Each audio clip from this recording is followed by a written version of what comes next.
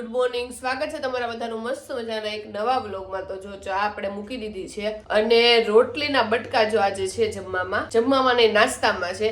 તો હમણાંથી રોટલી હું ગણીને કરું છું ને તોય રોટલી વધે છે, બોલો. એટલે બધા ઓછું ખાય છે કે હું વધારે રોટલી કરું છું કે ખબર નથી પડતી.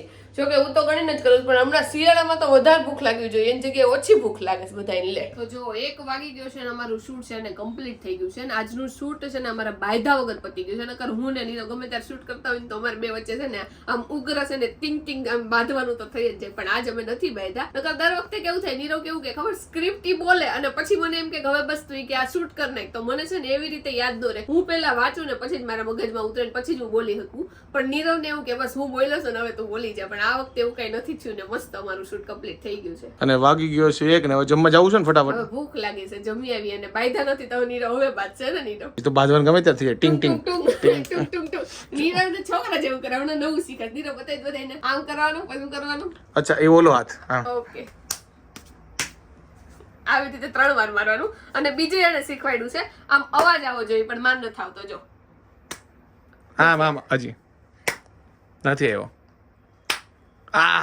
તો જોરથી મારશે. આજે મારા લાલ હાથ થઈ ગયા, હું કઈ જોરથી નથી મારતી. લ્યો આજે ભાઈ કામનો લોડ ફૂલ એટલે ફૂલ હતો. એનું ફક્ત એક જ કારણ છે કે આવતીકાલે આપણે ચાલુ કરીએ છીએ ટ્રીપ. મેં કીધું ચલો સસ્પેન્સ કહી જ દઉં. અને આપણે જવાના છીએ કચ્છમાં. તો તમારા બધા લોકોને મારે જરૂર છે કે ફટાફટ કોમેન્ટ કરો કે તમને લોકોને ખબર હોય કે ભાઈ કચ્છમાં આ ફરવા જેવું, આ ફરવા જેવું. કારણ કે ઘણા લોકો કચ્છ જઈ આવ્યા હશે અને ઘણા લોકોને ઇન્ફોર્મેશન ખબર હશે. એટલે ભાઈ આજનો દિવસ તો હેક્ટિક હોય જ, કારણ કે બધા કામ પતાવવાના હોય, કાલ તો નીકળી જવાનું છે. અને હજી હેક્ટિક તો હવે થશે, કારણ કે અત્યાર સુધી તો બધા વિડીયો ને એવા કામ પતાવ્યા, હજી પેકિંગ બિલકુલ બી થયું નથી, બધું બાકી છે. અને એમાં ઉપરથી જો સેવિંગ બેવિંગ કરવા જવાની છે, તો ફિંગર ક્રોસ આજે કામ પતી જાય, ફટાફટ બધા પતાવી. હાલો જો ભાઈ આજના મેનુમાં કાલનું જ છે ઓલમોસ્ટ. જો ભાઈ કાલ પકોડીનું પાણી વધ્યું હતું, બટેકાનો મસાલો વધ્યો હતો, તો એમાં થોડું ઘણું અચર પચીરું નાખી દેવું. આવું બધું બુંદી છે, સેવ છે, જાડું ટમેટા સુધારે છે, થોડાક મમરા નાખી નાખશું એટલે થઈ જશે ભાઈ ભેળ. હે ને મેડમ?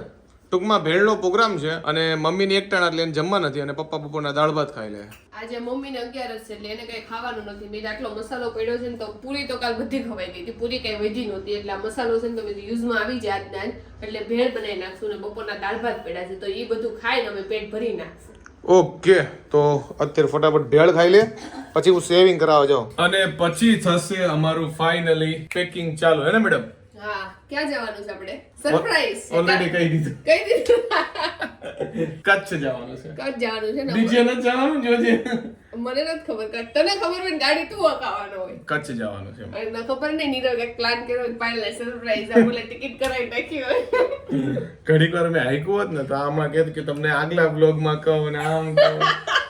મેં કહી દીધું, મેં તો આગલા દિવસે જ કહી દઉં. કા સાચી વાત છે. અને આમાં તમે લોકો ગેસ કરી જ નાખ્યું છે. આપણે કેટલા ટાઈમથી કીધું હતું કે શિયાળો આવશે ને ત્યારે કચ્છમાં જાવું, એટલે કચ્છમાં જઈએ છીએ. અને શિયાળામાં નીરવ બધા ગોવાય બહુ જાય છે. તો વાંધો નહીં, કચ્છ જઈને પછી ગોવા. એટલે ફાઇનલી આજ શિયાળામાં કે આવતા શિયાળાની વાત કરી. એ કયા શિયાળાની વાત નથી કરી. કરશું હાલો, પેલા કચ્છનો પ્લાનિંગ કરીએ. એમાં એવું છે કે છે ને ચોમાસામાં ઉનાળામાં એટલું બધું ફરવા ન જોઈએ. ચોમાસામાં લાઈક માથેરાન ને એ બધું હતું ને તો અમે ફરી આવ્યા હતા. બાકી ઉનાળામાં તો ક્યાંય ફરવા જવાના. એટલે શિયાળો છે કે એવો છે કે ત્યાં છે ને ઘણા બધા પ્લેસ છે જે આપણે ફરવા જવાના. મને એવું લાગ્યું પેલા કે ગોવાની છે ને આમ લાઈક ઉનાળામાં જવાતું હશે. ઉનાળામાં જવાતો છે, કારણ કે દરિયો છે. પછી મેં પૂછ્યું કે ગોવા તો શિયાળામાં જવાય. મને હજી લોજિક નથી સમજાતું, પણ બધા કહે છે તો શિયાળામાં જવાય. પણ અત્યારે હું ફેસબુકમાં પોસ્ટ જોઉં છું ને તો 10 માંથી 7 જણા અત્યારે ગોવામાં છે. હા, પણ એ સાથે સાથે ફેમિલી લીધું ફેમિલી ના અલગ અલગ હોય. લ્યો ટૂંકમાં અત્યારે બધા વધારે ગોવા જાય છે એમ કે. જો ભાઈ બધું એટલે બધું મિક્સ કરી નાખ્યું છે. દેખાવમાં જો કેટલી મસ્ત લાગે છે ભેળ. અને જાડુ ટેસ્ટી કરી. જાડુ મસ્ત છે ને? મસ્ત છે. આપણે આંબલીનું પાણી નાખ્યું છે ને ફુદીનાનું લસણ વાળું બધું પાણી નાખ્યું છે, એટલે ટેસ્ટ મસ્ત આવે છે. બધો ટેસ્ટ મિક્સ આવે છે. ઓકે ભાઈ જો, અને દેખાવમાં બહુ એટલે બહુ મસ્ત. એટલે હાલો બધા લોકો ભેળ ખાવા. આમ જો અમે ભેળ બનાવીને ત્યાં મકોડો હોય ભેળ ખાવા આવી ગયા. જો મકોડો ક્યાં જવું એને ખબર નહીં. આમ મારો તો મકોડો આમ જ આવે.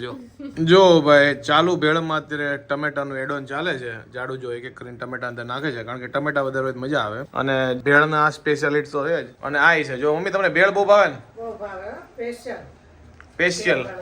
એમાં ડુંગળી ટમેટાની હમાય જ હોય. હા હે પાયલ, આપણે ભેળ ક્યાં ખાધી હમણાં? ધારીમાં. હા, ધારીની ભેળ બહુ એટલે બહુ મસ્ત કરે. એના જેવી ભેળ ક્યાંય નથી મળતી. પણ મને લાગે આપણે બહાર એટલી બધી ભેળ જ નથી ખાતા. ધારીમાં બધા વખાણી એટલે આપણે ખાધી. ટૂંકમાં એના જેવી ક્યાંય ન મળી નથી ખબર, પણ ત્યાં હારી મળે છે. ત્યાં હારી મળે છે. અને જો કે અમે બહાર એટલી બધી ભેળ ખાતા જ નથી, પણ તમે લોકોએ કોમેન્ટ કરી હતી ધારીમાં હતા ને ત્યારે કે ત્યાંની ખાજો, એટલે અમે ખાધી હતી. ત્યાંની બહુ મસ્ત હતી. તમે મમ્મી પેલા કોને ખાતા? અમરેલીમાં ચકાભાઈ. ચાકાભાઈ ભેળ એ તો સ્પેશિયલ હતી. જેટલી અમારી ઉંમર છોકરી હોય ને એ બધા તો ખાધી જ હોય 100%.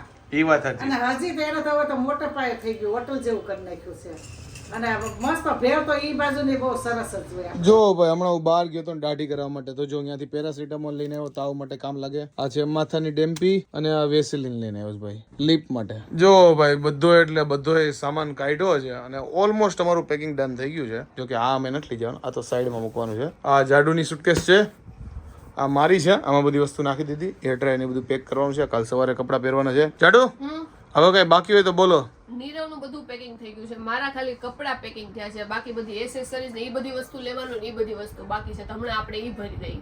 ઓકે, બાકી બધું થઈ ગયું. બાકી બધા કપડા જે લેવાના હતા ને એ બધા ભરાઈ ગયા. અમારે દર વખતે જયારે બહાર જવાનું હોય ત્યારે કપડા હું ટ્રાય કરીને પછી જ લઉં, કારણ કે ટી શર્ટ ઘણા બધા હોય, પેન્ટ ઘણા બધા હોય, પણ અમુક વસ્તુ છે ને અમુક પેન્ટ ઉપર શૂટ ન થાય, કારણ કે બધાની બોડી છે સરખી ન હોય. અમુક પતલા ને એવા સરસ હોય ને એને બધું ભળી જ જાય ને. હવે આપણે જાડા થઈ ગયા ને તો અમુક ટી શર્ટ અમુક પેન્ટ ઉપર ભળે જ નહીં. એ વાત સાચી છે. અને જો હું આવી રીતે પાઉચ લઈ જાઉં એટલે આમાં જો બધું મોજા છે, રૂમા છે, એવું બધું આવી રીતે મસ્ત ઓર્ગેનાઇઝ થઈ જાય. અને જે સારા પાઉચ હોય ને એ ઓલરેડી છે ને નીરવે લઈ લીધા હોય. પછી મને કહેજો મારું કેટલું મસ્ત ગોઠવાઈ ગયું, પણ મેં કીધું તે સારા પાઉચ લઈ લીધા હોય ગોઠવાઈ જ જાય ને. મને જો આવડા પાઉચ આપશે, આવા ચપ્પલના ને એવા પાઉચ.